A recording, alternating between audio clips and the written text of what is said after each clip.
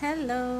మనం ఎవరికైనా అనుకునే వాళ్ళకి ఒక విషయం చెప్పాలనుకునేటప్పుడు అది మంచి విషయం అయినా సరే, చెడ్డ విషయం అయినా సరే, మాట సాఫ్ట్గా ఉందనుకోండి, ఎదుటి వాళ్ళకి బాగా కనెక్ట్ అవుతుంది.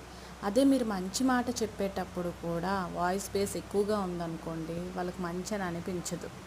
మన మాట మృదువుగా ఉండాలి, సాఫ్ట్గా ఉండాలి. అలా ఉండేది అనుకోండి, వాళ్ళకి విషయం అర్థం అవుద్ది. మనం చెప్పే మాట కన్నా ఫస్ట్ బేస్ గురించి అందరూ చూస్తారు కాబట్టి, మనం మంచి చెప్పినా చెడు చెప్పినా సరే కొద్దిగా సాఫ్ట్గా నెమ్మదిగా చెప్పడానికి ట్రై చేయండి.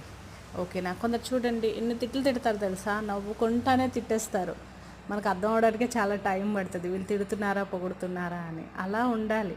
అంతేగాని మంచి చెప్పేటప్పుడు కూడా మనం మర్చామనుకోండి, ఎదుటివాడికి అర్థం కాదు. ఓకేనా? హరే కృష్ణ.